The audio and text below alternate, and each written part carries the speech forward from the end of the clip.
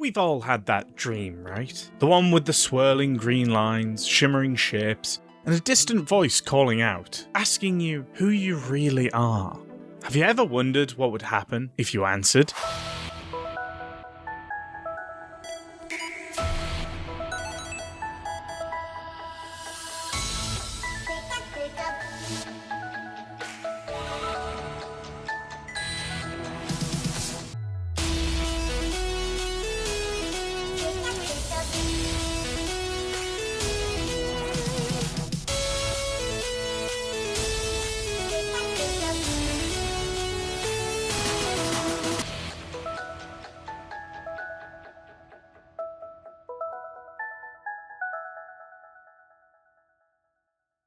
Hello there! Welcome to the world of Pokemon. My name is Varvaris, your friendly Pokedex. Today we'll be documenting the adventures of Rescue Team Hardheads as they head out on their very first guild assignment. Our story begins in Ore City. This large, sprawling Pokemon metropolis is located on the southern coast. Large dome buildings dot the landscape. There is a busy harbour manned by Pelipers, Whalmers, and other water-type Pokemon, delivering packages and parcels and goods back and forth from the boats and off the boats into the city proper. Lots of little shops, manned by all different kinds of Pokemon selling their wares to the other Pokemon of the city. Yet, the largest and most dominating building in the city is the Guild headquarters. The headquarters for the entire southern region. It is in a small office inside this guild headquarters that our adventure begins. Our four brave heroes are sat in a small, green carpeted room with soft white wooden walls and a large glass window in front of them. Each of them are attempting their best to get comfortable on a variety of red and green poof chairs. Across from them on a old rickety desk, sat on his small little wooden chair, is a Delibird that you all know as Mr. Striker. Mr. Striker is a fairly standard Delibird, but he does have a rather large and spectacular plumage at the top of his beak that seems to form into a large moustache of some kind. And sitting across from Mr. Striker is our four members of Rescue Team Hardheads. Junior, would you like to describe yourself?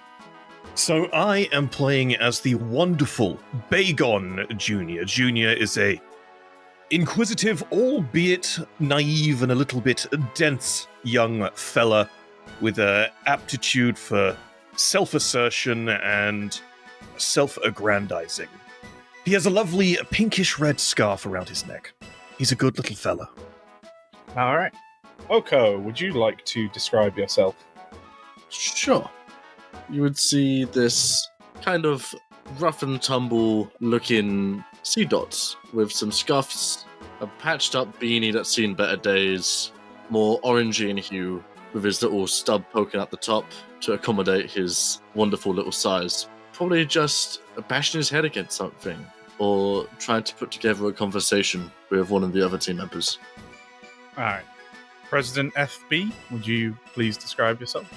Of course. FB is holding his head just slightly higher than the other ones.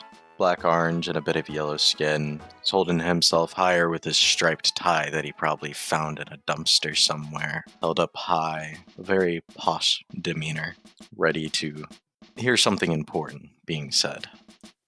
Alright, and last but not least, Winnie, could you please describe yourself?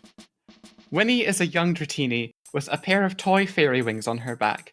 She's curled around her seat, fidgeting a little bit. Her energy is boundless, but not well suited to situations like this, as she flicks her tail back and forth. Okay, so Mr. Striker, the Delibird, adjusts his spectacles as he picks up a sheet of yellow paper off of his desk. On the desk is a nameplate, an in and out basket filled with papers. He's picked something up from the inn, and a inkwell and pen. Ah, yes. I'm glad that you responded so quickly to your summons, Rescue Team Hardheads. I can clearly see you have a lot of enthusiasm for helping Pokemon. And he puts down the little piece of paper and gives you all a little inquisitive look, seeming to squint and size you up. I say, Mr. Striker, there's no one better for it than us, really. And Junior walks over to the piece of paper he put down and looks at it confidently as if to do something, then realizes he actually has no idea what he's looking at. And he sort of gazes around to Winnie with a glance that says, I don't know what I'm doing. Winnie looks left and right awkwardly, and then fixes her gaze on FB. We are the finest, after all. FB will, look at the paper, look up, look at Winnie, look at Junior. I don't know how to read.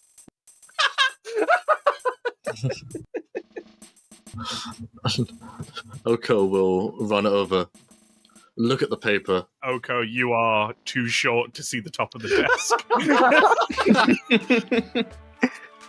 Oko will jump up onto the desk to look at the bit of paper, and then very, very slowly rotate on the spot to look at Junior. What's that say? Mr. Striker, could you please help us with this incomprehensible thing you've put before us, please? Well, I was about to detail your mission, which is written on this paper, but now Oko is standing on it, and I can't seem to read it because his foot is in the way. I say, Oko, can you hop down, please? Very unprofessional of you. Okay. Oko will take 2 steps back. And fall off the desk. 60 steps back, you don't hop down. Followed by a dramatic slow-mo and dramatic music. In the Alright, as Oko clatters to the ground, Mr. Striker, who had leant back in kind of surprise at you guys rushing him, more or less, to look at the piece of paper he just happened to have in his hand, sort of straightens his glasses, affixing them on his beak so that he can read the paper properly, and leans in and goes, yes. Now, this is a fairly low-ranked novice mission. Are all of you familiar with the Copper Island? I'd say I am, Mr. Striker. Could you please inform us? Yes, the Copper Island, the one that houses the lighthouse in the bay. Oh, I know which one you're talking about. Go on. Yes. Well, you see, their lighthouse keeper has been reported missing last night. No one lit the lighthouse. Such a tragedy. A house without a light. By Arceus, whatever will we do? That's no good. not one bit. Tell me, Striker, what happened to this lighthouse keeper? Well, that's the thing. We simply just don't know.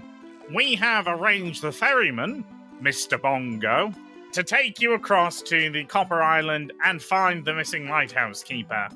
Mr. Bongo is a Spheal. He operates the ferry between Ore City and the Copper Island. Tell us, Mr. Striker, what Pokemon is the lighthouse keeper? Well, the lighthouse keeper is a Noctowl named Octo. Oh, Jesus. Owl jump scare. Octo flashbang. Ooga booga. Oh, this is a real adventure. Does the island have any tunnels? Caves? Oh, I don't know. I've never been to the island myself, and the guild doesn't seem to have any reports on it. There's never been any trouble on Copper Island. So it's undiscovered? No, it's in the bay. People live there. Ah. There's a lighthouse there. What? Oko will just sort of turn away a little bit. Tell us, Mr. Striker, do you know anything about the potential for hostile Pokemon on Copper Island? Oh, I can't imagine there'd be any hostile Pokemon on Copper Island. It's well within our territory, and the more experienced teams go past it all the time. Any aggressive Pokemon would have immediately been done away with. I appreciate your faith, Mr. Striker, but this seems like a bit of a waste of our talent. Certainly we could take on, I don't know, a legendary Pokemon or two between us. Perhaps a Mewtwo or a Groudon. No, this one's good. This one's good. Although, I do agree with my friend's optimism. This is our first job. We must prove ourselves. How much are we getting paid for this mission? Well, the guild rate is 5 apples. Each or in total? In total, this is a novice mission. Dibs on the extra apple. That's not too bad, as long as we keep them away from Winnie. Look, it was just the chips, okay? Winnie, I have a lot of respect for you, but you are ravenous. Look, it's not easy shedding your skin every few days, okay? Ugh. Bruh. That sounds like a bit of a personal problem. It's nearly as bad as full body swallows, that. Yes, very good, rescue team Hardheads. Mr. Bongo is waiting for you at the dock. Then we shall not keep him waiting. And with that, you exit the tall guild headquarters of the Pokemon Rescue Team Service. The tall, white tower looms over you as you walk away, making your way through the street, passing by lots of Pokemon going about their work, sweeping the streets and selling goods. You wander through some markets, maybe pick up a little bit of food. Being rescue team members, you essentially have free stipend from the guild to pay for all your meals. You guys are never going to go hungry, and you basically can always be assured of a place to sleep. Don't tell Winnie that. Don't tell me what. You pass a few familiar sights. You see your favorite restaurant, Pelipper's Big Gulp Chip Bar. No, Winnie, don't look at the restaurant. Keep walking. Okay. And you see some friends you've made in the city. Trico's Fine Finery, which only sells the finest of fine apparel. You see Swallow's Pillow and Upholstery, your favourite place to buy cushions. And as you draw closer to the busy, bustling docks, you see the Machokes unloading big crates off the ships. Whalmers floating around, acting as tugboats to pull the ships into where they need to be. And you see Wingles flying all over the place, squawking, seeming to do some kind of work, but you're not quite sure. They might just be squawking. Now this is what you call an effective industry.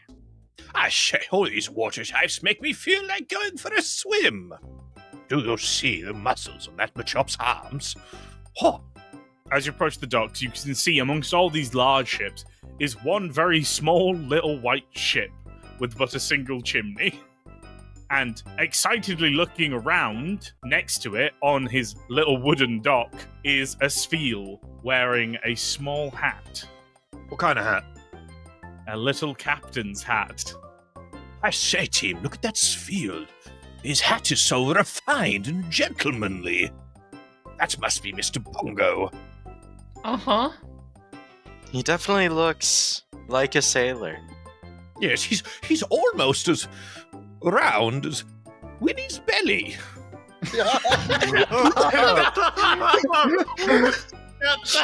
The camera pans. Winnie is just like barrel rolling on their side.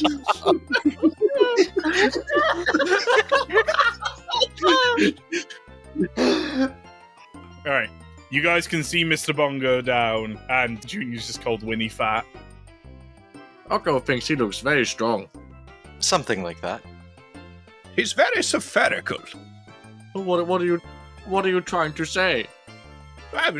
Nothing bad, Oko. Some people are, spherical like yourself. It's perfectly fine. Let us go talk to him. Yeah, and so you all make your way down to Mr. Bongo, and the Spheal, seeing you all approach, excitedly begins to bounce up to you. Are you guys the rescue team? We are the soon-to-be legendary Hardheads. Yes, sir. Oh, because your heads are very hard. That's good. I am Bongo, the ferryman. How are you? And he excitedly bounces up to you and tries to shake your hand with his flipper. I grab the nearest Pokemon near me and just kind of move them in the way to shake the hand instead. Who would you like to grab? You can grab someone. I grab Junior and just move him in front of me so that he is first to Bongo's wrath. Oh no. Bongo wraps his flipper around Junior's hand, and bounces up and down excitedly. Basically, the sheer amount of bounce he is able to do, causing, like, Junior to leave the ground a little bit, is shaking so enthusiastically. Oh, it's so wonderful to meet you. I've never had anyone else on my ferry boat before. It's usually just me and the people who live on Copper Island. Shaken by the virile force of Mr. Bongo's handshake, Junior simply replies, I could not possibly fathom why no one would want to get on a boat with you. And as Junior let goes and almost falls back, shaken as his brain rocks about in his own cranium. Oh, well, we don't get many visitors to the Copper Island. There's not much there beyond the lighthouse and a couple houses. No caves? Oh, I've never seen any. I live in Old City. I just man the ferry. So you're saying there could be caves? Quite possibly. It's made of rock and on the water. Good enough for me. And Winnie immediately slithers past him right onto the boat.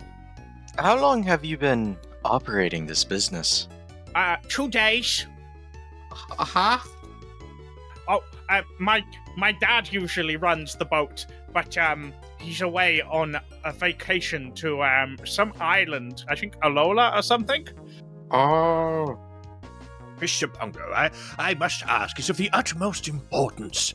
As Junior says this, he sort of like kind of creeps in a little bit. He knows that FB and Oko can hear him, but it's unlikely that Winnie can.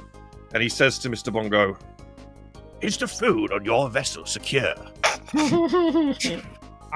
I have some puffed corn, if that's any good. But beyond that, I don't have any snacks. You must secure it with post-haste! And Junior runs onto the boat, presumably to see Winnie stuffing her fat face in the puffed pastry. Yeah, you know.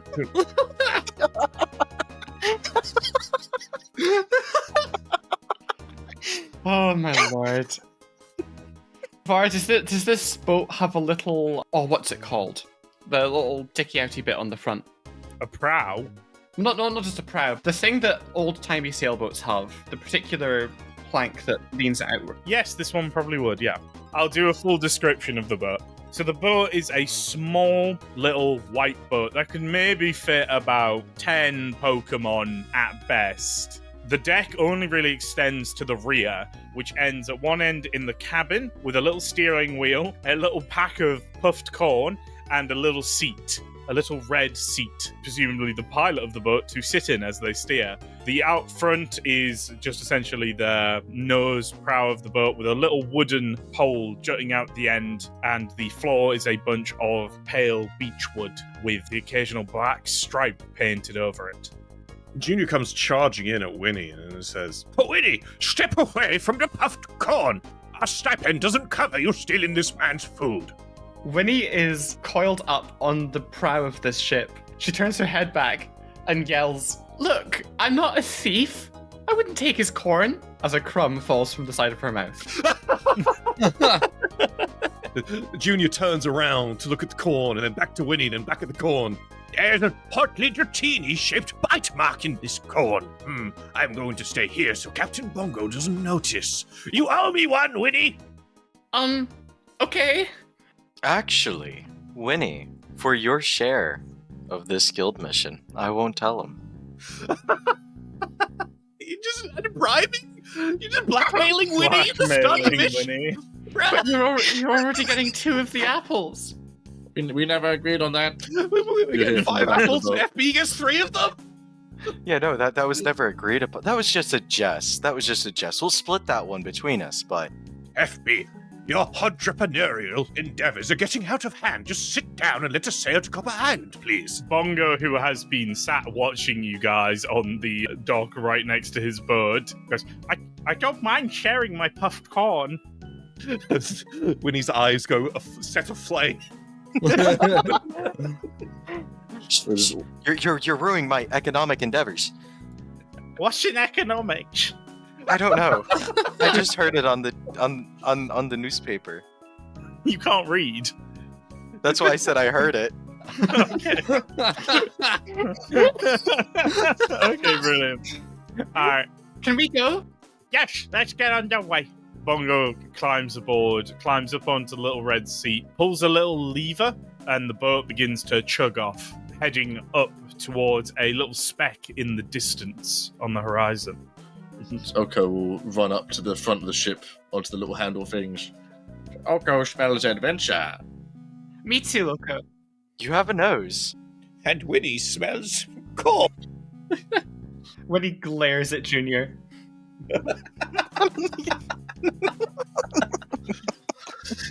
Alright. Do you guys want to ask Bongo anything about the island before you get there? Or do you want me to skip the journey? I'd like to ask him some questions. I have a single one. I'd like to interact with Bongo a little bit.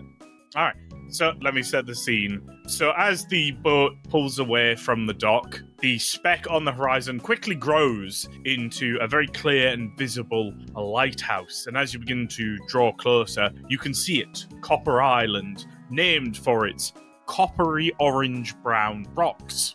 So yeah, you can ask Bongo whatever you want now. Mr. Bongo, Oko has a question. Yes? What can I help you with? I like your hat, by the way. Oh, thank you. It was a present for my father. So was mine. Ah! Oko will raise his little, foot for a high five. Bongo looks and goes, I'm sorry I can't take my flippers off the steering wheel right now, but it's there in spirit. Oh, okay. But yes, my question. Is your dad as round as we are? Oh no, my dad is a Warren. He is very big and strong. Oh, how does he fit on the boat then? He pushes it. Oh, Oko's eyes will just widen. Whoa. Junior's going to interject in the conversation here and sort of wander in and say, "You see, Oko, Bongo's father is like my father, mighty and strong, like a salamence should be." He's going to stand on the brow of the ship, standing over the water with his little waggly arms down by his hips, as if striking a hero pose, not realizing he looks a complete fool. Please tell me he falls off. Yeah, I was literally just about to ask for a... Can I get a dexterity plus... Nope, I'm happy to just fall off. I'm happy to go. Okay, absolutely. Right. I was going to say dexterity athletics. As you're standing there striking your terribly heroic pose, a wave knocks the boat and you very suddenly lose your balance, stumbling offwards. You fall, causing a splash in the water. As Junior comes down into the water, all he can say is, "My hussy, it's Winnie, help me!" Winnie dives in after him. Winnie, if you get him, you get your apple back. Her head immediately pokes out of the water. Okay! Describe to me how you quickly grab Junior and throw him back up onto the boat. Winnie whips her tail out, grabbing hold of the boat's side, and with the rest of her body, angles round to scoop up Junior and pull him up onto the boat. I say, Winnie, when we get back to Pelipus, I'll have to buy you a portion of chips for this. Thank you so much. You mean it? Really? Just for you, all the salt and vinegar you could want. I'm gonna be rich. Junior sort of stands there, shaking himself dry like a dog. All right. Does anyone want to ask Bongo any other questions about the island or anything, or would you like the journey to end? I do have one question. Go ahead. Shobongo, have you seen the lighthouse? Oh, yes. I was the one who found the lighthouse keeper missing. Oh. How tall is the lighthouse? Oh, it's very tall. Oh. Okay. That's all. All right. Any more for any more? I'm all good. Okay. So, as Junior drips dry, you all watch as the boat pulls closer and closer to the island. It's a fairly small island, barely big enough for the 3 houses that dot it. Each of them are little domes, one very clearly made of wood and painted green, one made of piled stones and painted white, and one seemingly made of some kind of smooth clay-like substance and painted orange. Each have the classic little thatched leaf roofs that are very common in more rural Pokemon houses. And towering at the tallest point of the island is a large red and striped lighthouse with a small wooden house attached to the bottom. The whole island is essentially on a bit of a slant. Facing you guys is that classic orange coppery rock, jutting out, presenting a sort of small cliff. The cliff is maybe about the height of Junior from the waterline, and seemingly cut into it are some stairs leading down to a small wooden dock, which is what Bongo is heading towards. As the rock slopes up to the right side of the island is where the lighthouse is, but as they slope down to the left, you can kind of see a soft beach, which is where the houses are. There is the occasional tree on the island, and it has a small covering of green dirt, but you wouldn't put this island as any bigger than maybe 60 meters in length. It's a little bit smaller than I imagined. I must say, Tim, I'm a little disappointed. It's just a small island surrounded by water. I look around us last night. I look at myself. I look at myself in the mirror. I look at us, but mostly I look at myself, and I think we really could take on a Kyogre. Did you see how gracefully I handled the water back there? It's a small island surrounded by just water. Yeah, it looks great. So Bongo pulls the boat in and parks it up by the dock, and he turns to you all and goes, "Okay, here we are. This is the island. Welcome. I'm sure you'll be keen to speak to the villagers and investigate the lighthouse." There's no chance of flooding, is there? Well, not really, but everyone here's a water Pokemon apart from Octo, so it's not too much of a worry if we're underwater. Oh, Yes, I can handle swimming fairly easily, yet I'm a Pokemon that is adjusted to the ocean, of course. I think we should get to the lighthouse. yeah. I must say, Winnie, high ground away from the water for no other alternative reason is a good idea. I agree. I'm not afraid. Yeah. Let's do the lighthouse. Mm-hmm. Yes, let's go to the lighthouse. Yes, good My idea, lighthouse. actually. Yes. I'm with that guy. Yes. Yep. Goodbye. Oh, okay. You all seemingly quickly scramble onto the pier and then racing up the stairs towards the lighthouse. Heading up to the lighthouse, you trample across the short, dry green grass, heading up a dirt trail to the lighthouse, where immediately you can see that small wooden house at the base of the lighthouse has had its front door broken in. Split horizontally in the center of the wooden door. It now hangs loosely on its hinges. Oh my gosh.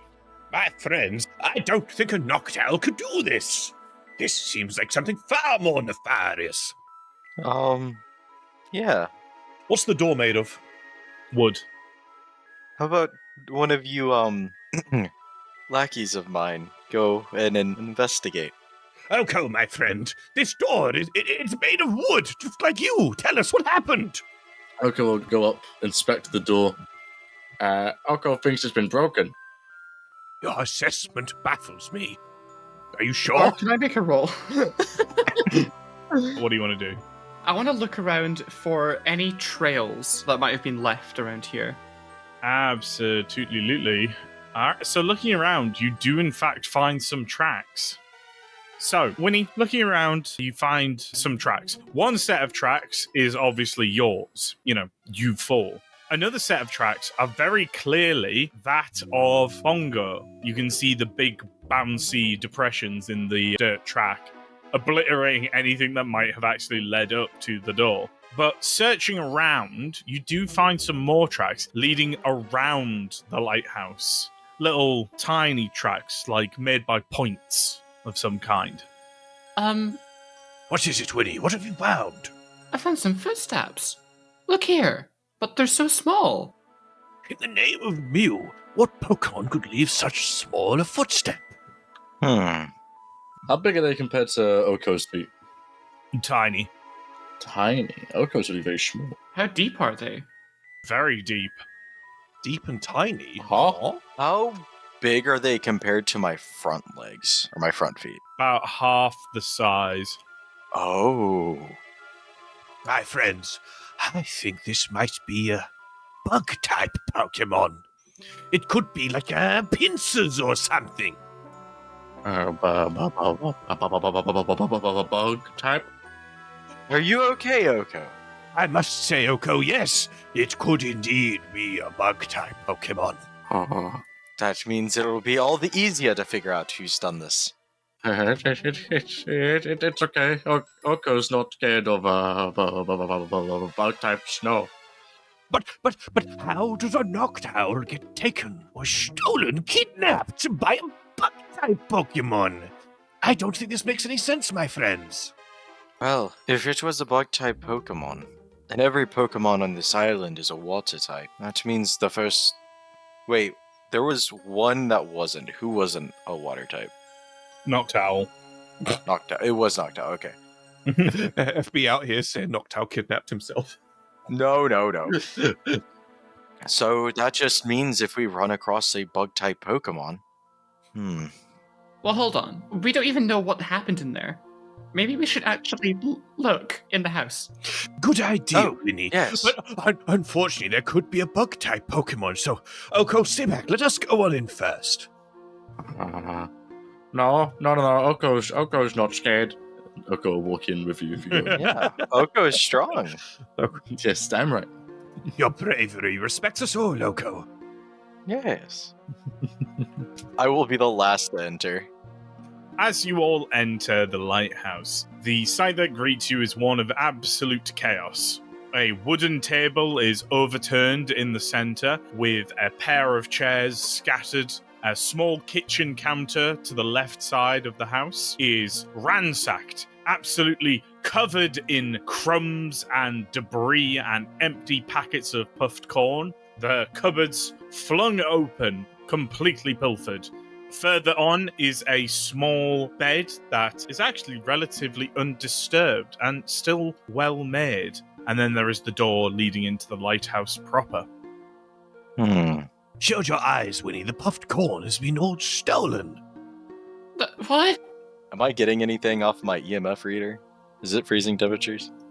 No. Oko will be on the lookout for any potential bug types.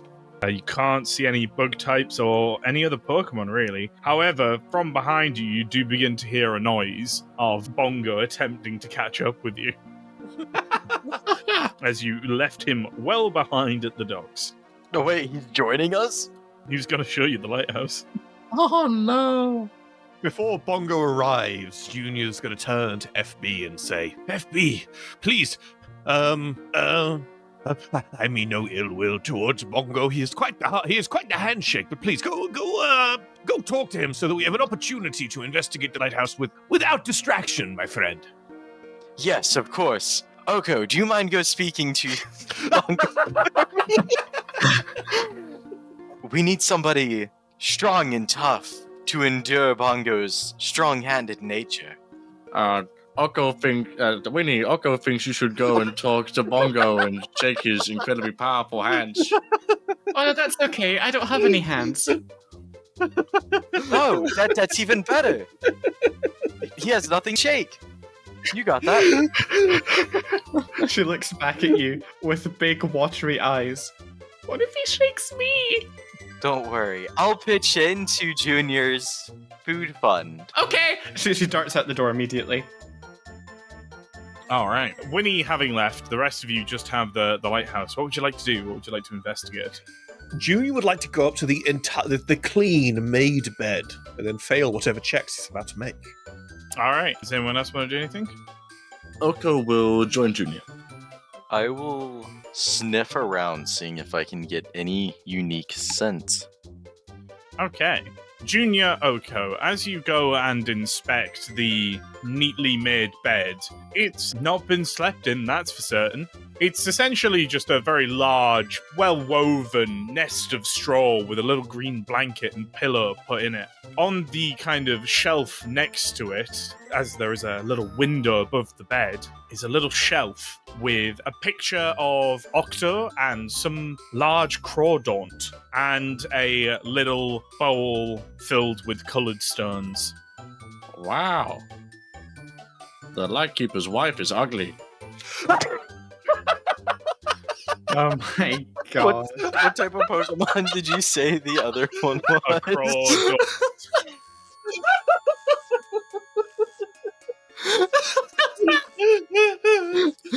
I had something else to say about the crawdaunt. I was not ready for that. I was so not ready for that. I love Crawdaunt, but he's not a looker. God. I say, Oko, why would you be so harsh? Crawdaunt's a fearsome Pokemon. That's such a horrible thing to say.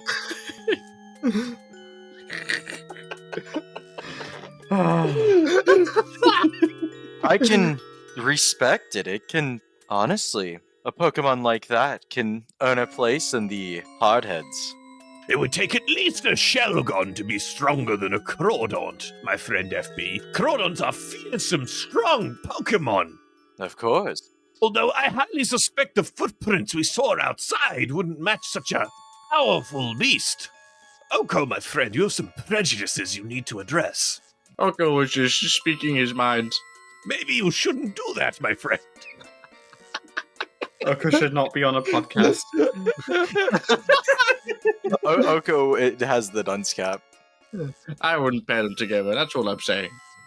All right. Meanwhile, FB, sniffing around the rest of the house, you have actually found, next to the overturned table, is a scattered deck of cards.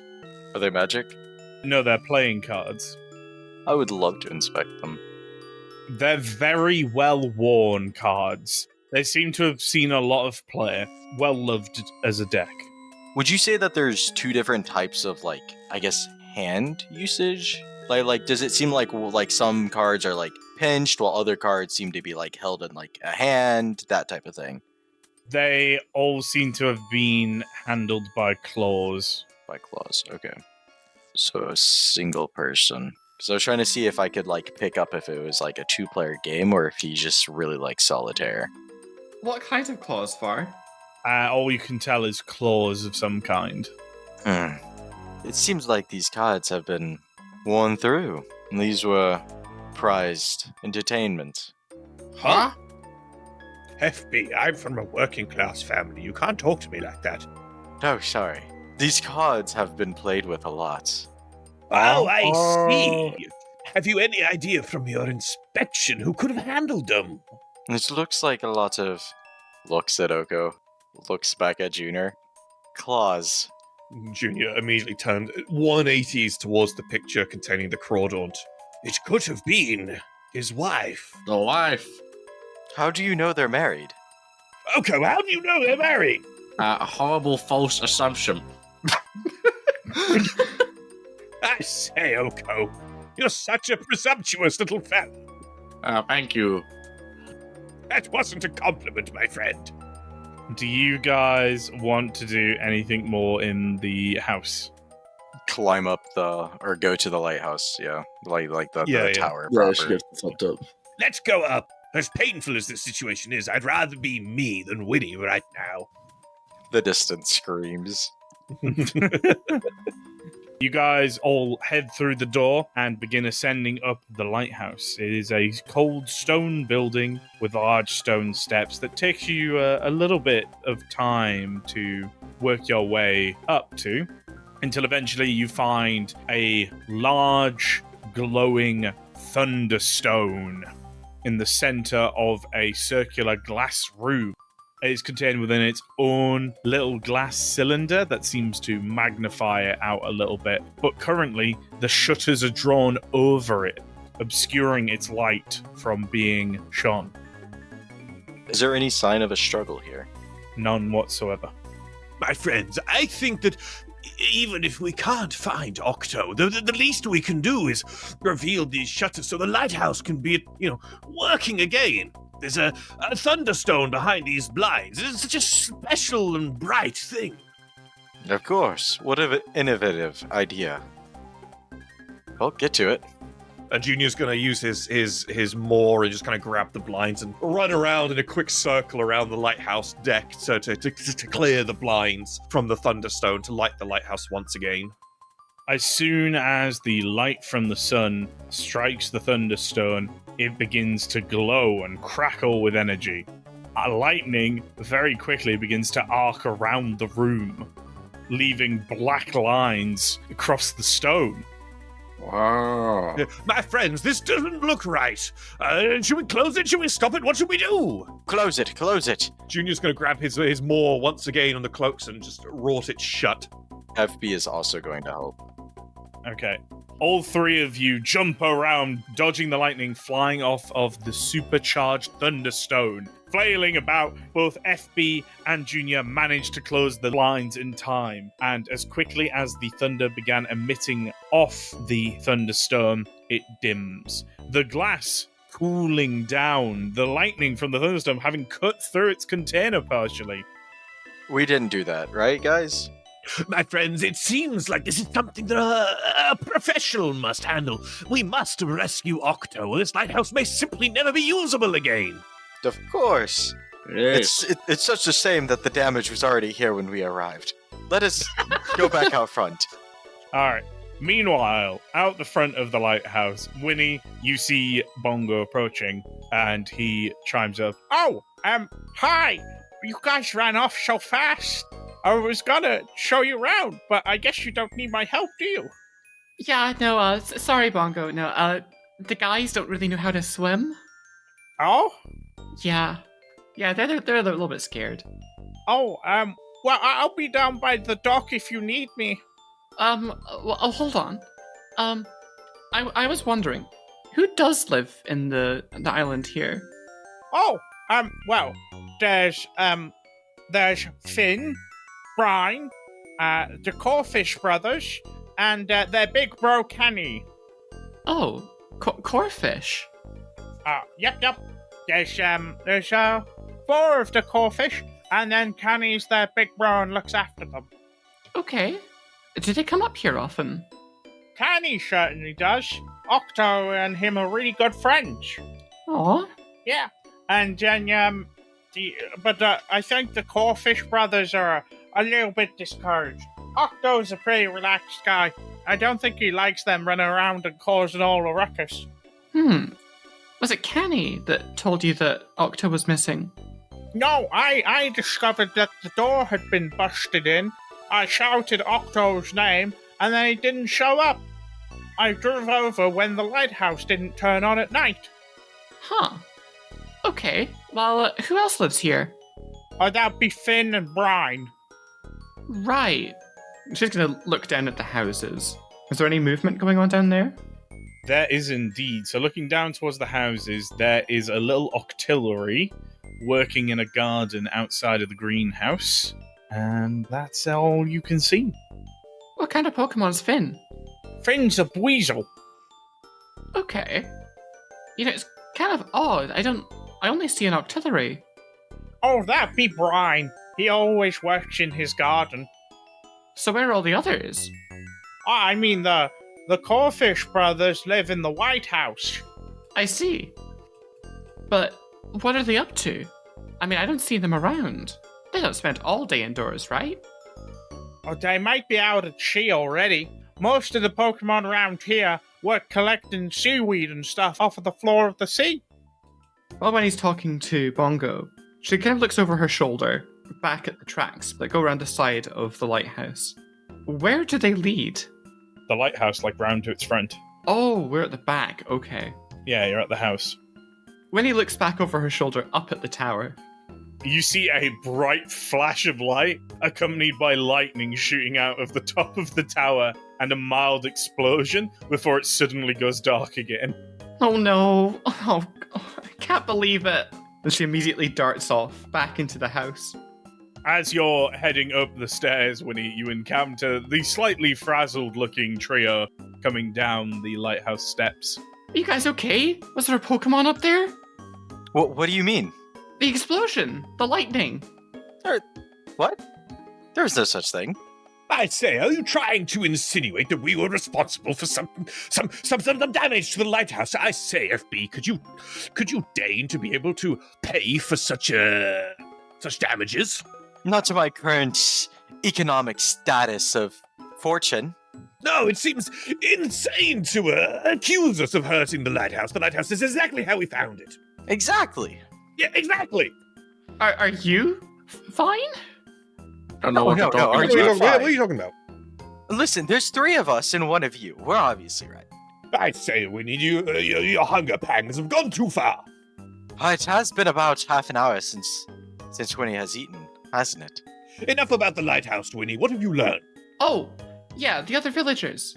And when he explains what Bongo had just told her a few moments ago. Could you explain it again in Winnie's words?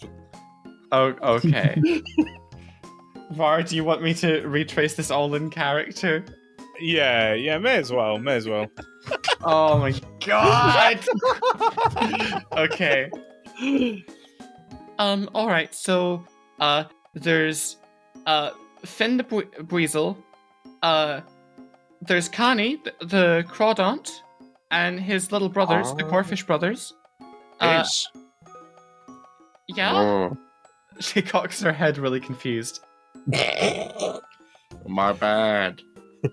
And then there's Brian. He's in his garden right now. What about them, Winnie? Well, Connie was Octo's friend. I just think it's weird that it wasn't Connie that reported him missing. What do you mean was? What did you learn from the spherical creature? She looks over her shoulder. Is Bongo anywhere near close behind her now? No, he's very slow. Oh. Look, I think it's better if we just go and talk to the people. Of course. By your lead, Winnie, but I must say, if we find any food, please, contain yourself. She rolls her eyes. Alright, all 4 of you head out of the lighthouse to see Bongo waiting at the door. He excitedly waves at you, and as you saunter past, he kind of, does his best to, skip along to keep up with you and goes, do you guys need any more help from me, or do you need me by the boat, or...? I think it would be best if you continued working your business. Of course, you got to make them apples. I must agree with FB. Bongo, your grit is mighty indeed, but it may be wasted on this endeavor. Okay. I'll be by the boat if you need me. And then Bongo just, flops onto his side and begins rolling off at Mach 1 speed. Winnie, you need to learn a thing or 2. I was going to say, Oko, this is a very you thing to do. Being spherical and all, I'm not judging or generalizing, you know. Oh gosh, of course. Is it downhill to the village? Yeah, it is. That's how Bongo Bongo will begin rolling down the hill.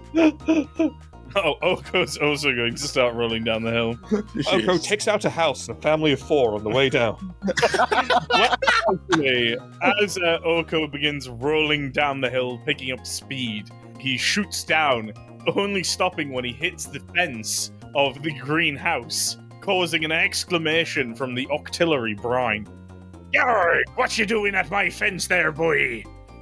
I appear to have hit it. Oko, sorry. Aye, you best be sorry there, boy. And the octillery sort of opens up the front gate, inspecting the cracked wooden post of his poor fence. The garden that Brian was tending to is very small, but very beautifully tended. Lots of flower patches, a small stone path leading to his front door, and, notably, a small crop of oranberry bushes. Yet, the entire garden seems to be spoiled by a stump, right in the middle of 2 flower beds. I like your garden, mister. Aye, I've spent many a year tending to this garden, and you've ruined me fence post. Though, he looks you up and down. You do seem to have a very hard head. It's funny you should say that. Well, what's with the stump, mister? Oh, that? It be the bane of me existence. A real salty rub. A salty rub, boy. You never been to sea? Ah, I see. Well, that there stump be me arch nemesis. No matter how many water guns I fired the thing, it damn blasted made iron, I swear. Done deflects it. Oh. Hey, mister, let me give it a try. Aye, well, that's what I was thinking as well. If your head is hard enough to split me fence post, it might just do to split that devilish stump. Yeah, it's the least Oko can do to say sorry. Oko will begin running on the spot like a bull rearing its legs, building up momentum as he launches forwards, sending his little stump first in a spiraling motion, cracking it like a bowling ball hitting. Hey! I told you Oko could do it. Yar, that be champion. Now, if you just shufty out the way there, young feller. And Brian kind of saunters over and, wrapping his tentacles around one of the stumps, with a mighty honk, he pulls it free of the ground, tossing this half of the stump aside, before quickly doing the same to the other half. Aye, that now be a perfect area for me begonias. Thank you very much, kind stranger. That makes up for the fence post and all. I'll easily be able to carve a new one out of that there stump. I'm happy to hear it. Here. He heads over to one of the orange berry bushes and picks 4 berries for you, handing them over to you. Well, I guess he stuffs them in the brim of your hat because you have no hands. There you go, you little sea dot. What brings you to the island anyway, beyond splitting wood? Meanwhile, as Brian says this, the rest of the rescue team arrives at the fence, catching up with Oko's mad brawling. Oko, I was joking, my friend. That's so dangerous. You shouldn't do such things. I wasn't. I thought you was genius. What has been going on here? I helped out the 8-armed mister over here. Yar, I be Brian. It's a pleasure to meet you. As, for once, FB is going to offer his paw to shake. Brian spits on it with his... Yar, it'd be good to meet you. An audible scream is heard.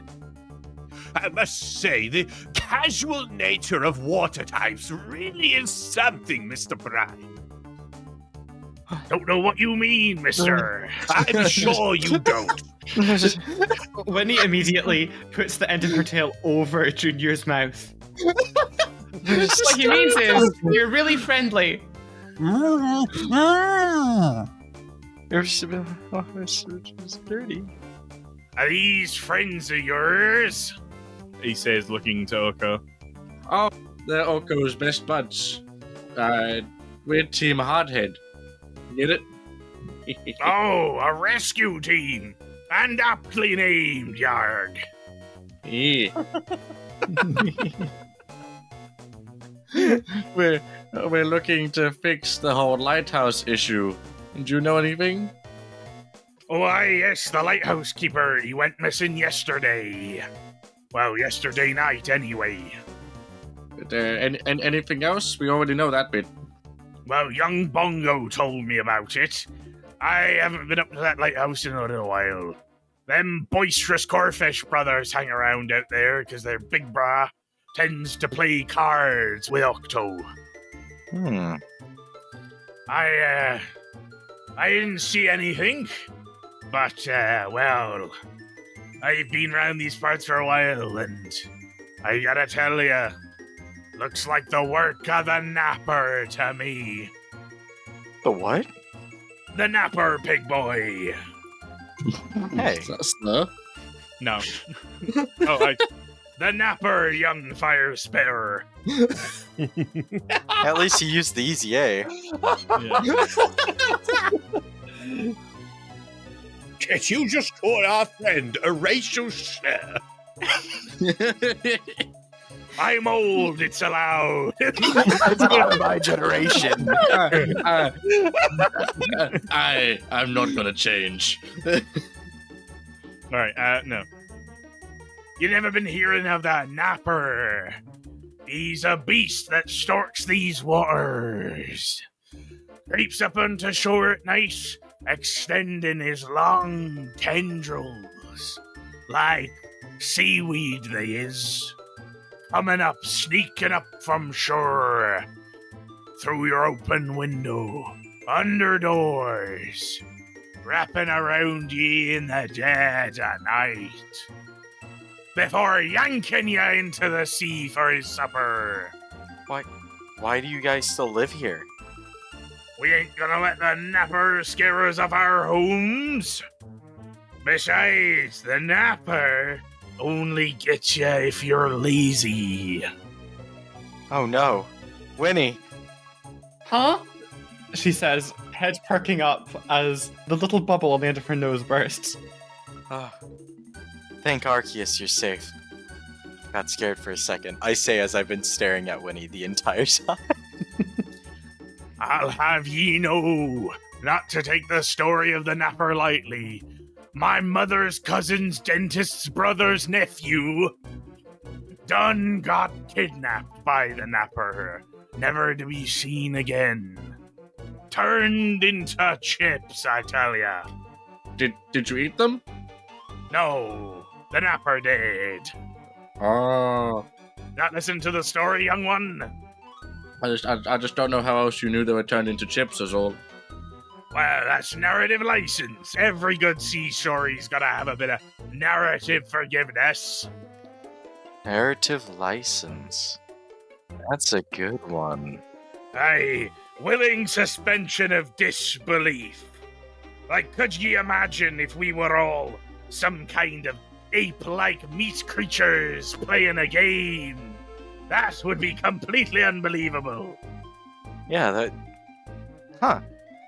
Oko, there's Gullible in the sky. Why? Where? Narrative license. So look up so high he rolls back. What? FB, do you know what he means? Of course I do. So who else should we ask about the missing keeper? Well, if I were you, I'd ask them Corfish brothers. Them's troublemakers. Where would we find them? He points at the White House. Oh, yeah, let's go bother them. When he immediately sturges off. I follow shortly in tail. Thank you, Mr. Spitter. Alright, so, as Winnie leads the charge to the next house, all of you quickly tear past the orange house, out of which emerges a weasel, who, taken aback by you all running, just kind of like stops and freezes and watches you all fly past as you tear off to the Corfish's house. Arriving at the White House, it seems relatively deserted. There's no front garden, and so you can just walk straight up to the door and give it a knock. Oko will just sort of bump Junior forwards into the door. Seeing as I'm the only one with something that can be considered a genuine arm, I will knock the door. You've been bumped into the door to knock on it. Oko, you son of a Psyduck! That's a good one. As Oko jostles Junior into the door and creates a loud thump, there's like a little bit of a scuttling noise from inside the house, and then there's a little, "What do you want, see?" Hell yeah. I can't do this again, Var. Please, I'm begging you, honest. Make them What's all really- make them Albania or something right now. I can't do this. No, the 1920s old-timey gangsters, deal with it. I cast Headbutt. I cast Head Smash. We're just going to kill these guys and we're going to move on to the next one.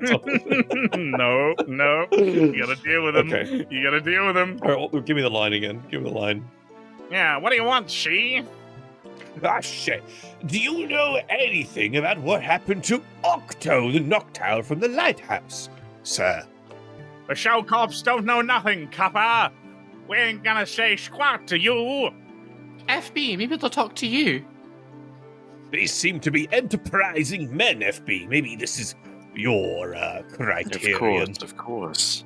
Junior steps out of the way. Hello, fine gentlemen. I have a proposition for the two of you. There's a little bit of noisiness. We don't want no props nor positions, see? You can't bribe us. Oh, this isn't a bribe. This is a work opportunity. We don't like work around here. Get out of here.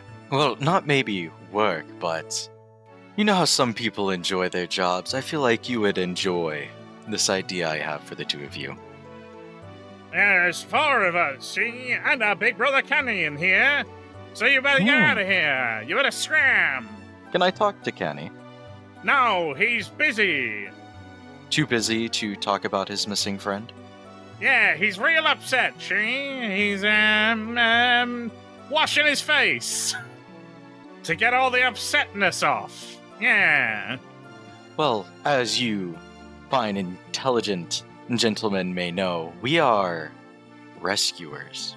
The soon-to-be legendary... Yeah, I can tell from your badges. We don't talk to people with badges around here, yeah? You won't even talk to me? Nah, Pink Wings, you can scram as well. It seems like diplomacy isn't working. I turn back to the group.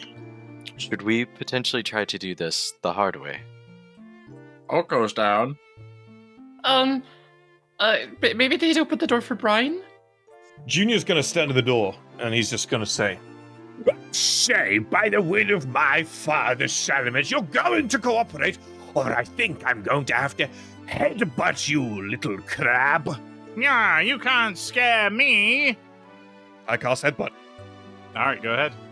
"Take this, you silly crayfish." In a fit of self-righteousness, Junior, annoyed at this corefish's arrogance, charges headfirst into the door, breaking it into splinters and what could be akin to Oko if he shattered into pieces. With the authority of the guild, we are inspecting a disappearance. Your hostilities have proven hostile. As you splinter through the door, the room is revealed to you. It is essentially a pool of water inside the house with lots of little rocks placed inside the water. The corfish, who had been jeering at you, was stood on some rocks which were next to the window, but he is the only person inside this house. So you lied to us, guild officials.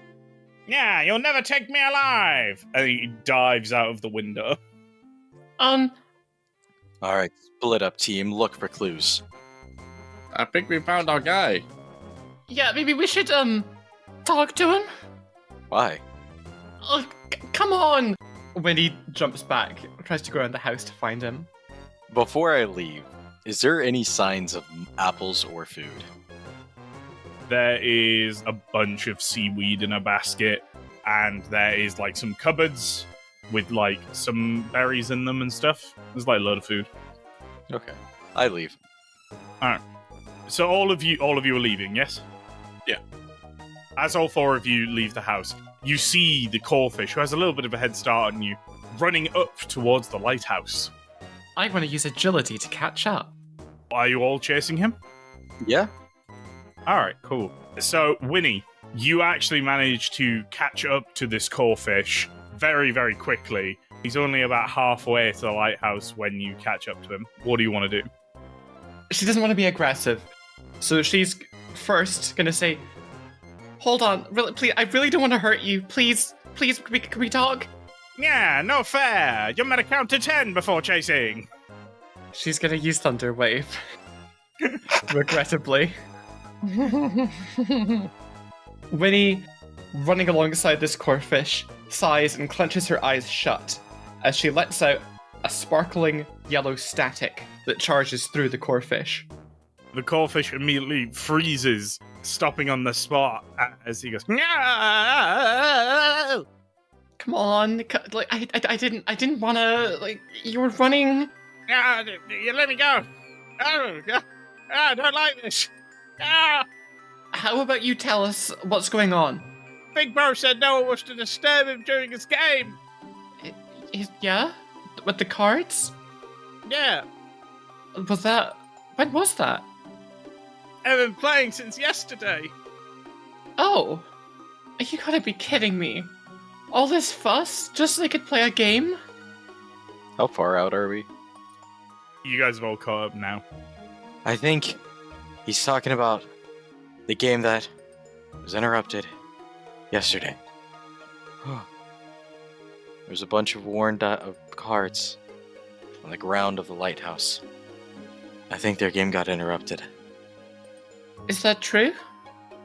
The Crawfish is kind of just, I wasn't there. They told me to make sure no one came to the house and bothered them. Where were your brothers? They're down in the secret fort. There is a secret here! I knew it!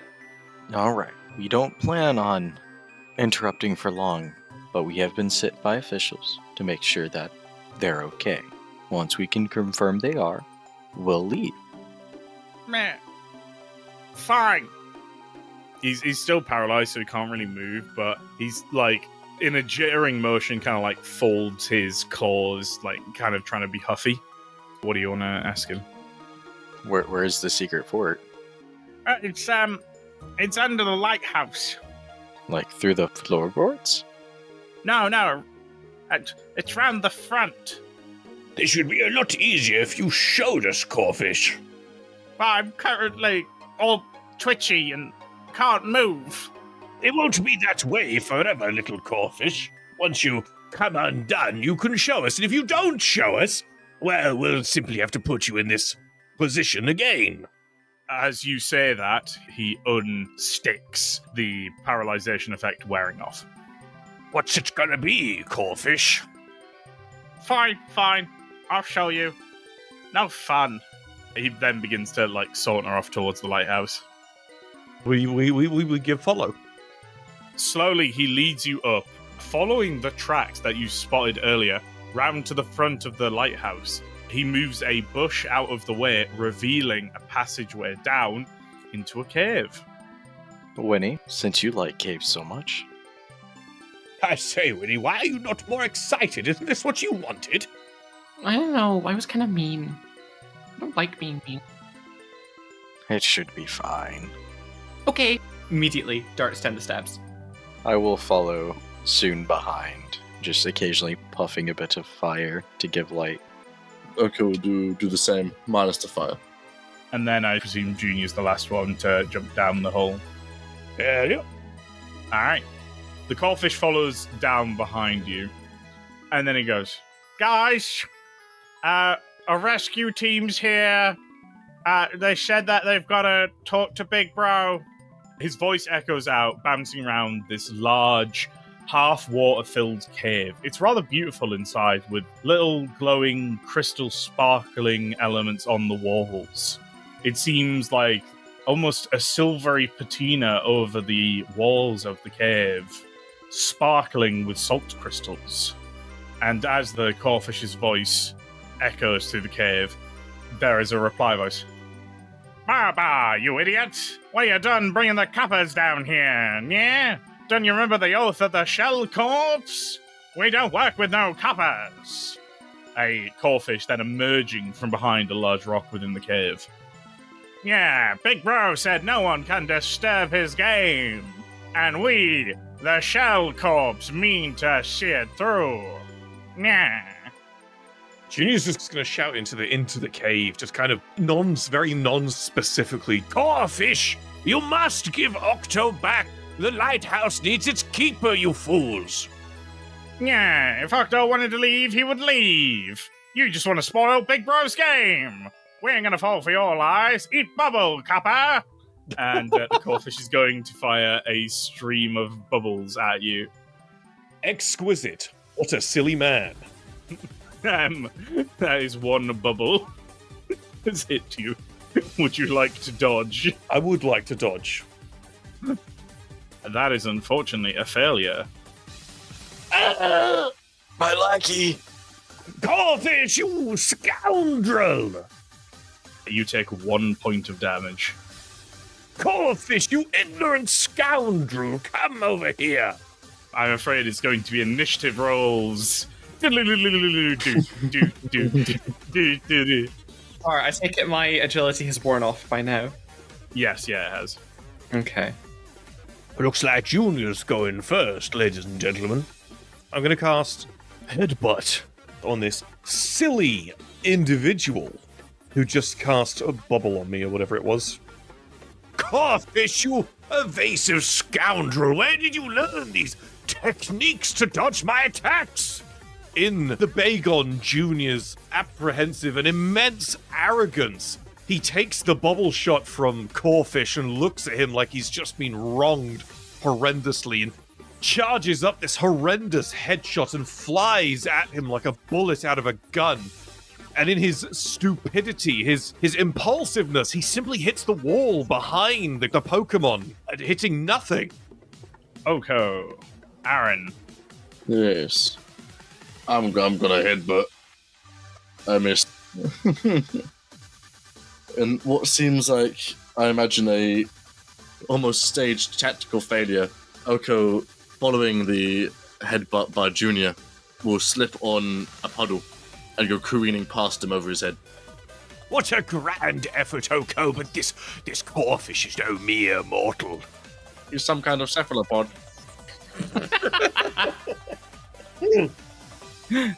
President FB. Let me show you boys how it's done. As he will run over, jumping over this bit of river, running over here and using his hooves, as I'm going to sucker punch him. Running along, jumping over the pair of them. I'll land on my hind legs as one of my front hooves goes in and just smacks him. The Corfish recoils as you sucker punch him. Bit of roughhousing, she? Winnie. Winnie, watching the rest of her adventure party get into one massive brawl, sighs probably for the 6th time this day, and begins gathering energy. And energy forms in little beads over Winnie's body as she runs forward, hopping from rock to rock to catch up with her friends. The Corfish by the entranceway just goes, "Oh, guys, I don't think we should be fighting them. It seems pretty serious." Then another voice blurts out, "Yeah, shut your mouth, Baba. This is the Shell Corps we're talking about. Yeah, take this, Dratini." And he rushes you, opening up with a fearsome bubble. Oh no. I will try to dodge. So the Corfish opens its claw, releasing a little stream of bubbles. And Winnie coils around the beam, slithering underneath the arc. And the Corfish stamps its feet, annoyed. "Yeah, that's not fair. You can't do that." As the Corfish engaged all three of you, goes, "Yeah, take this, coppers!" And jumps back, opening up both its claws to unleash a hail of bubbles against all of you. I would like to clash it. If you clash it, it stops the attack for everyone. Wonderful. Oh, no! I will attempt to evade. I will also attempt to evade. FB, you dodge it, everyone else takes it. Lackeys, take the hit for me as I dodge to the side. As Oko and Junior seem distracted by FB, the pair of them take the bubbles on the chin. And the bubbles do absolutely nothing! These Corfish are too big for their own britches. And then a final Corfish emerges from the dark of the cave, popping out of the water, going, "Yeah! We Shell Corps stick together! Not like our brother Baba! You face the might of BB, Boo Boo, and Bon Bon! Surrender now!" I hate them. This is once again going to hit all of you because you're grouped up. Wait, what was the other one called? They are called BB, Boo Boo, Bon Bon, and Baba. Is this a water type move? Yeah, it is. I'm weak to that. That is all of the Corfishes, which means we're back with Junior. I'm going to cast Leah on the one that's closest to me. Goes off. Oh, it's all in range, so would it be both Corfish? Oh, yeah, it's both Corfish. Oh, very. Despite Bagon's previous embarrassment, he looks at these two Corfish with nothing but hatred and vitriol in his eyes, and his menacing glare stirs a fear in both of them. All right, take your turn, Aaron. I'm going to do exactly what you think I am. What I was born to do. I'm going to headbutt. One of the Corefish is going to clash with you, I think. Ah, Oko will bend his non-existent knees and prep. He gets slightly lower to the floor and then shoots off towards the Corefish head first. as you shoot off, the Corefish whips up its claw, opening it up, unleashing a blast of bubbles. Both you smacking into the bubbles and the Corefish, softening the blow on each of you as you both recoil from a mutual hit. Alright, President FB. I'm gonna head smash the one that Oko just clashed with. Okay. Oh, you KO him. As Oko runs past, lashing with the Corefish, knocking both of them back just a little. I will use the momentum created by Oko to my benefit, as I will bring my head up, jumping just a bit, smashing down into the Corefish, before mumbling out, "You good?" The Corefish staggers about after your head impact and then falls over, just kind of going, Good enough. Winnie. Winnie is to try and use Twister. He is going to clash. So as Winnie dodges and dives through the stream of bubbles, she spins around, whipping up a Twister in front of her that engulfs the Corefish, buffeting him from side to side. The one caught in the Twister, with no other option really, begins to throw a little tantrum at Winnie, going, "No fair!" and fails their attempt of a leer. The Corefish that has been leered at is going to turn to President FB and go, "Yeah, you think you can mess with the shell corpse? Take this, fire type!" And misses completely with his bubbles. And then this one's been KO'd. Junior.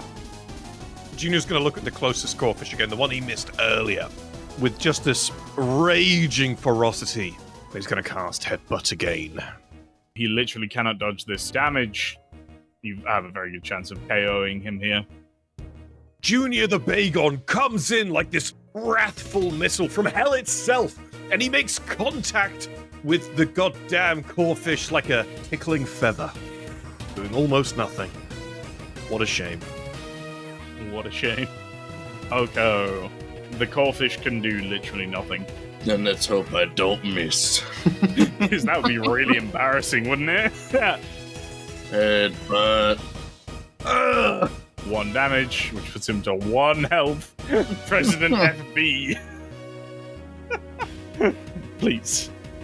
Alright. So, I need to make this one faint? Yeah. Yes, I think I'm gonna sucker punch him.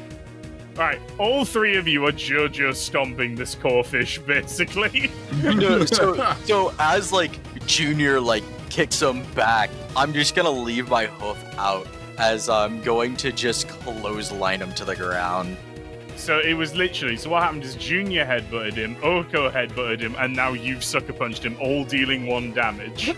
So, yeah, as both of them headbutt him backwards, sending him flying, I'm just gonna leave my hoof up and just clothesline him with our right hook. The Corefish is taken off his feet and falls to the floor. It's like a Mario Superstars type combo. The wham wham wham. Yeah. Winnie. I'm gonna Twister again, because it's my favorite move. When he starts spinning round again, readying up for another Twister attack. Seeing you generating yet another Twister, the Corefish opens up his claws, unleashing a hail of bubbles, filling your Twister with bubbles, so that both of you are slapped by the bubbles, sending him flying backwards free. And you take 1 damage, Winnie.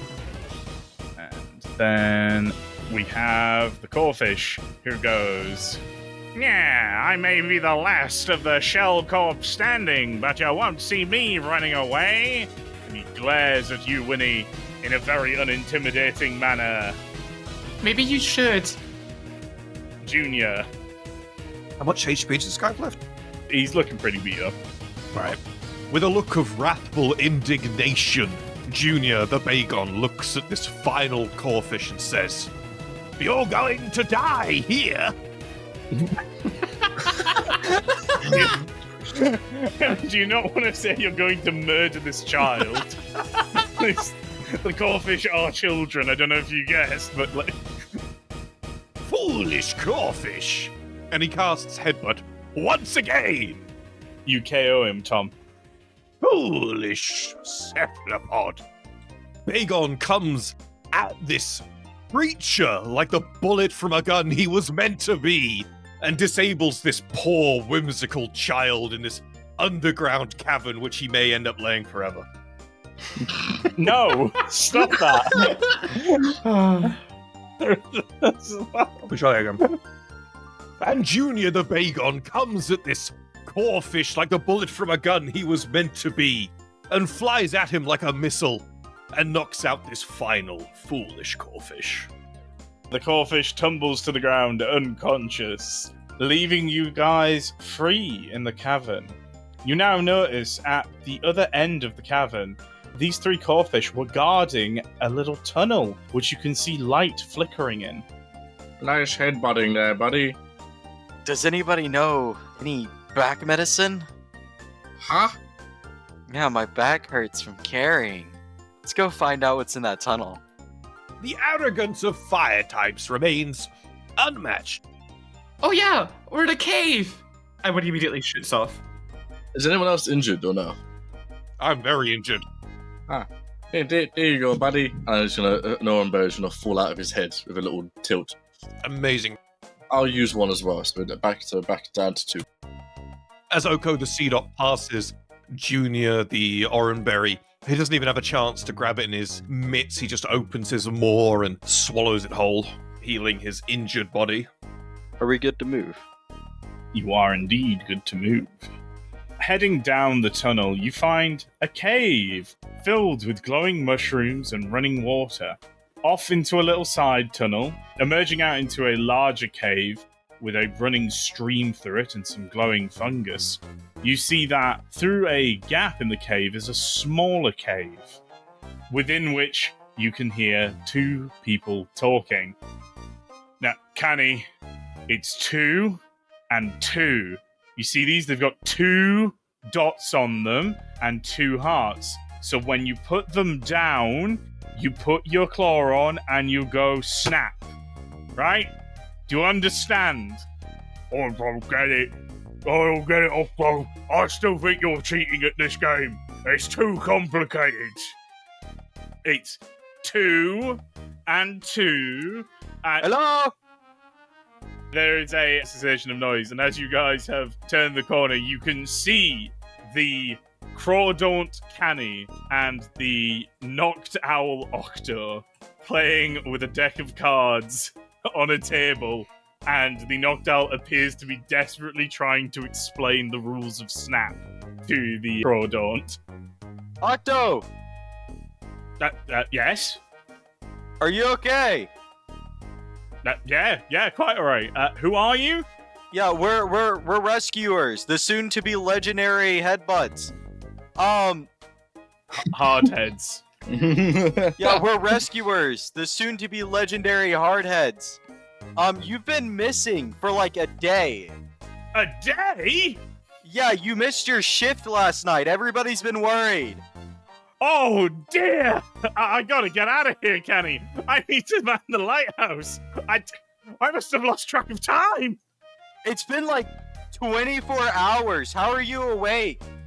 I'm a knocked owl. I don't sleep. That's pretty cool. Kenny, I've got to go. And Kenny goes, no. You've got to finish this game. I've got to win one of these. Well, it's currently daytime. You only need to work at night, right?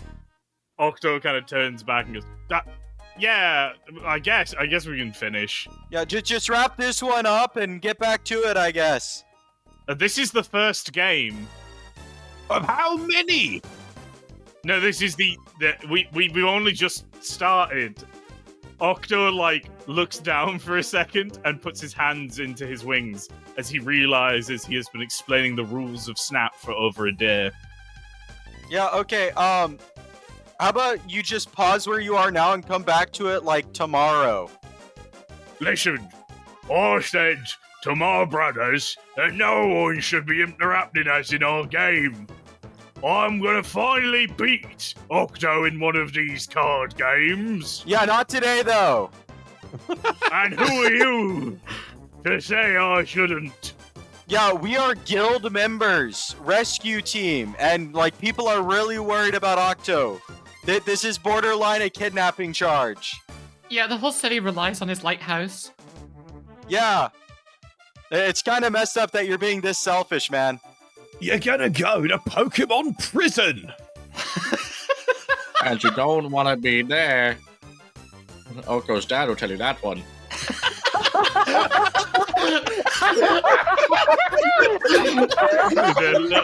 the little lore dump right at the end. We're adding a fun fact. I say, Oko, you've got to tell me about the adventures of your criminal father. It's something. I'm like actually crying. They're actual tears. The Crawdon goes, what are you saying you're gonna send me to prison? Who will look after my brothers? No, not us.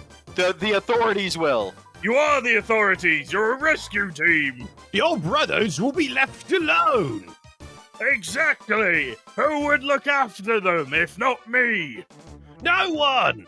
That's why you should give up so you don't go to jail so you can take care of your brothers. I'm not doing anything, we're just playing a card game.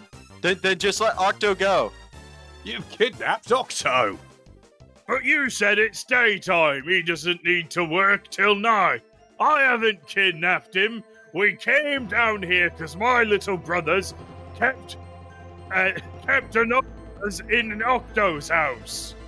We still need Octo to let everybody know that he's fine. Octo, recovering finally from the fact that he has spent over 24 hours explaining the rules of Snap, steps forward. Canny, I mean, there's no harm in me quickly going up, checking on the house, and I mean, it's been 24 hours, Canny.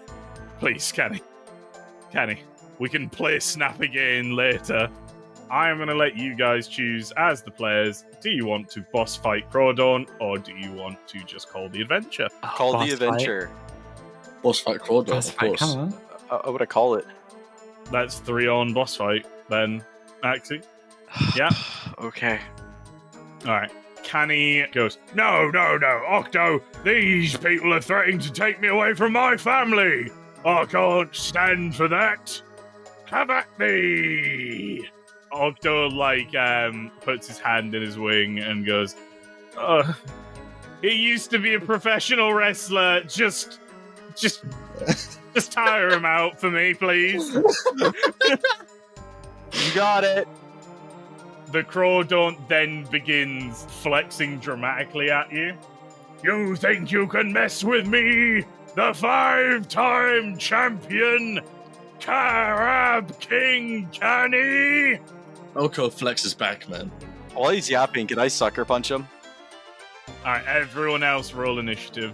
Give me a description of you leaping forward to sucker punch him. I'm just gonna charge at him like a pig would as I jump up with my right hoof, trying to right hook him like I did his little brothers. Seeing your movement, Canny snaps his claw forward, catching your fist in his claw, clamping down on it, and then tossing you back to your friends. Your cheap tricks won't work on me. I was a heel. Oh yeah? And I was a distraction. Alrighty, go, Winnie. Look, Kenny, I'm sorry. Thunderwave. I'm sorry. I have to buy Thunderwave. Let's see it. Winnie can't bear to look as she points her tail in the general direction of Canny. Remembering how pained the corefish earlier looked, she closes her eyes shut and static lances out, grounding itself in the earth and doing nothing. Oh, boy. See ya, Tepig, you're gonna get crab hammered. You are indeed getting crab hammered. Nah, I'm built different, dog. I'm gonna survive. You're about to become an item on the Red Lobster menu, is what you are.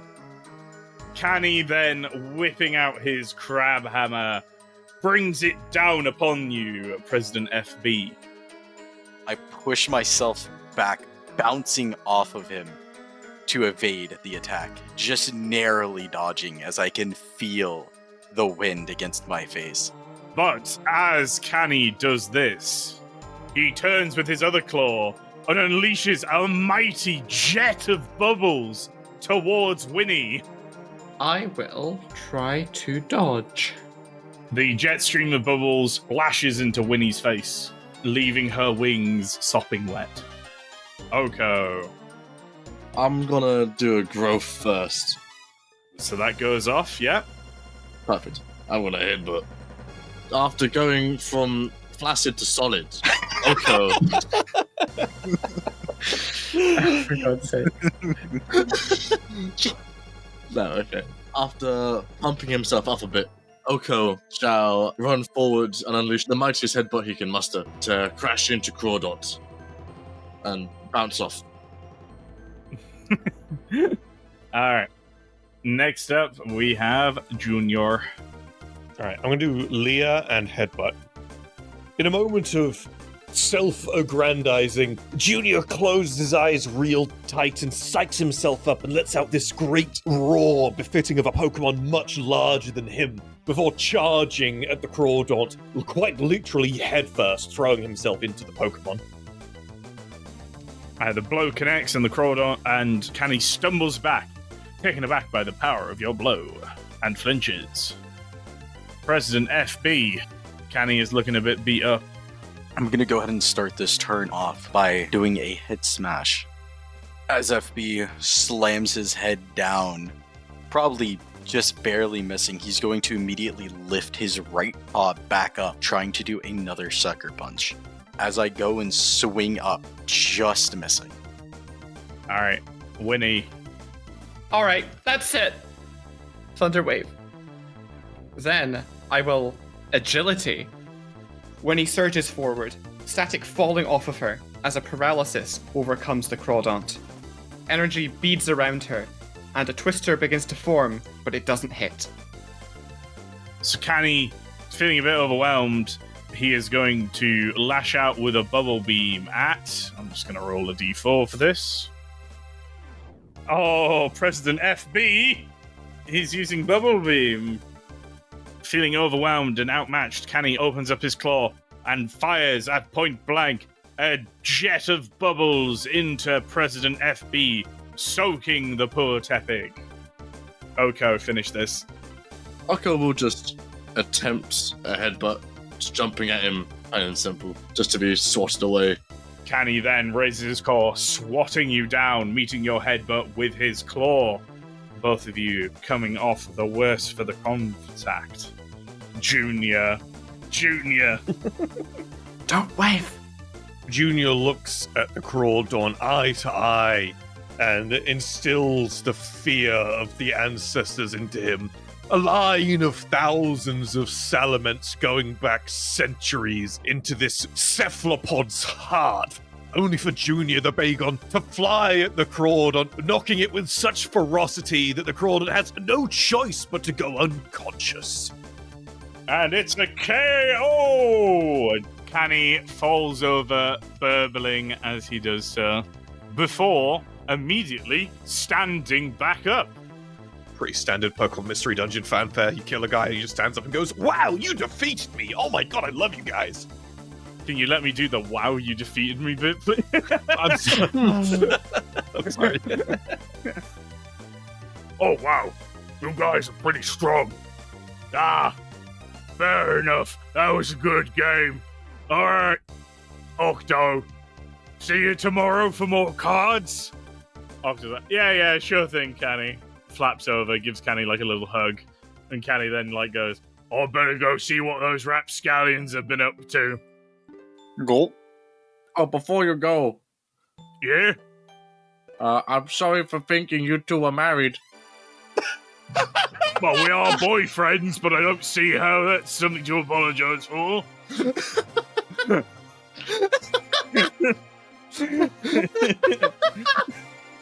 When he turns to Octo, I'm so sorry. It's quite alright. I'm sorry to make you guys worry. I didn't realise I'd missed my shift. I had spent so long trying to explain to him how the rules of Snap worked. Oh, I love Snap. Me and my family play it all the time. Oh, really? Oko, do you mind teaching me the basics of the game once we get back home? Oh, yeah. Yeah. Let me just clear my calendar real quick. I say, my friends, let's discuss this once the lighthouse is up and running again. Octo, the people need you. Yep. I'll get up there right away, and I'll make sure I send a letter to Guild headquarters to let them know what a good job you guys did. All right. If you could mention that 5 apples seems a little bit stingy for this work, just as an offhand thing, nothing concrete, it would be much appreciated. I was honestly thinking the same thing. It seems a little unfair. I'm not upset or anything. It just seems a little stingy, that's all. A great bird like you can obviously word something like that. Alright, I'll see what I can do. And with that, our heroes returned, taking Bongo's boat back to Ore City proper, the lighthouse shining brightly in the night once again. And hopefully this time, Octo keep better track of time. Our rescue team, heroes, legends in the making, have completed their very first mission. Each received 5 apples, a tattered bag holding 5 random items. Holy 5 apples each. I don't know what that bird said, but... And FB went on to leave the team and start his own casino. Who knows what adventures await for our intrepid explorers in the world of Pokemon. I wanna be The very best. like no one ever was. There you are, guys. One shot complete. What? Hey, thanks for watching. Hope you enjoyed this episode. Obviously a break from 40k, but I love Pokemon, and especially Pokemon Mystery Dungeon. Plus, this channel is meant to be about TTRPGs, not just the 40k ones. Though we do love the 40k ones. If you enjoyed the show, remember to leave a like and comment for your favourite moment. Feedback is always appreciated too. If you really like what I'm doing on this channel, make sure to check out my Patreon, where I post the uncut recordings of Puritanicals. The uncut versions of this will be going up on there as well, but sadly it contains major spoilers for the Puritanicals. Thanks, Aaron. So it'll take a while before it's available. The name of the current patrons are scrolling by, so thank you all for the support. It means the world to me. We also have a Discord if you want to come play some TTRPGs with cool people. Links to everything in the description below. Ciao for now.